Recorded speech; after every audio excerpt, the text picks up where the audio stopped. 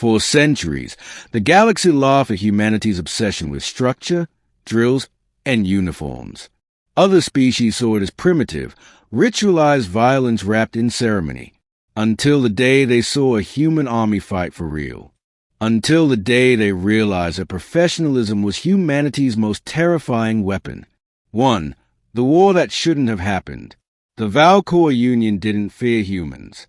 They considered Earth's people clever, emotional, and resourceful, but ultimately undisciplined. When border tensions flared over a disputed mining world, the Valcor expected the usual response. Protests, diplomacy, a stern council meeting, maybe some sanctions. What they got instead was mobilization. Within 12 hours of the first Valcor attack, every human fleet in the sector came online. Not chaos, not panic, coordination. From Lunar Command to the Mars Defense Grid, from the Pacific Orbital Yard to the outer colonies, humanity moved with mechanical precision. No shouting, no confusion, no emotion, just orders executed perfectly, without hesitation. The galaxy had never seen anything like it. 2. The briefing the Council ignored. When the Galactic Council demanded an explanation, General Mara Kincaid appeared before them via holofeed, tall, calm, and utterly unmoved. The Valcor fired on a Terran vessel, she said simply. Under Accord law, that's an act of war. The Council chair sputtered. But you mobilized 12 fleets overnight. Kincaid nodded once. That's the minimum rapid deployment standard. You have your standards. We have ours. A murmur ran through the chamber. Most of the galaxy's species took months to coordinate a fleet. Humans did it in hours, and didn't even consider it remarkable. 3. The Valcor's first mistake. The Valcor had numbers. They had advanced plasma cannons, massive war cruisers, and automated strike drones. They also had arrogance. Their commander broadcast a message on all frequencies. Terrans, surrender your colonies and we may spare your civilians. The human reply came from a single ship, the TDS Resolute. It was 3 words long. We are civilians. The Valcor laughed. Then they stopped laughing, because the next day their forward fleet vanished. Not disabled, not defeated, gone. No debris, no wreckage, just silence. 4. The march of professionals. The Valcor's mistake was assuming humanity fought like they did, with rage and improvisation. But human armies were not mobs. They were systems. Every move had a plan. Every plan had contingencies. Every soldier was trained to act, not think about whether to act. When the Terran army landed on Vraxis IV, they did so in perfect formation, atmospheric entry in synchronized waves, landing zone secured within minutes. Valcor scouts reported unsettling silence. Human soldiers advanced without shouting, without hesitation, communicating through gestures and neural links. The Valcor commander tried to flank them. It didn't matter. Humans had already calculated his move hours earlier.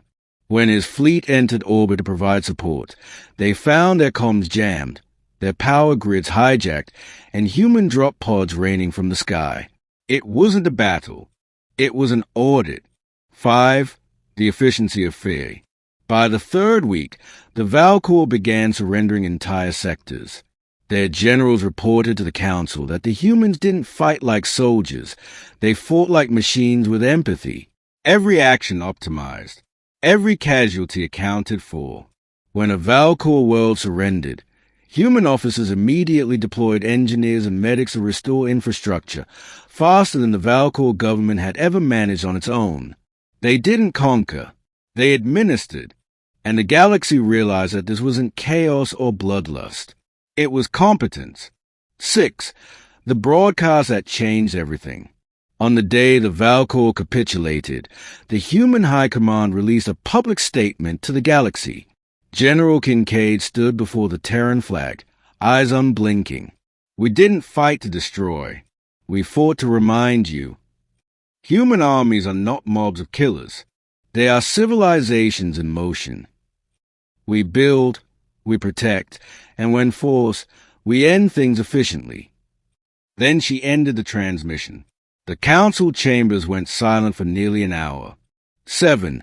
The lesson the galaxy learned. In the following decades, every major galactic power restructured their militaries, trying to mimic the Terran model. They copied the tactics, the ranks, the formations, but none succeeded, because they didn't understand the truth behind human discipline. It wasn't obedience. It was trust. Every human soldier trusted the one beside them to do their job perfectly. That's what terrified the galaxy most, not the weapons, not the technology, but the unity. Humanity wasn't dangerous because it loved war. It was dangerous because it had learned to master it. 8. The end of arrogance. Years later, the Valcor rebuilt, humbled and quieter. They became allies to the Terran Accord, even inviting human officers to train their recruits. And in every academy, every military hall across the stars, there's a plaque engraved with humanity's doctrine. We are not angry. We are not cruel. But if you force our hand, we are professionals. 9. Epilogue, the moment of realization. The historians call it the moment.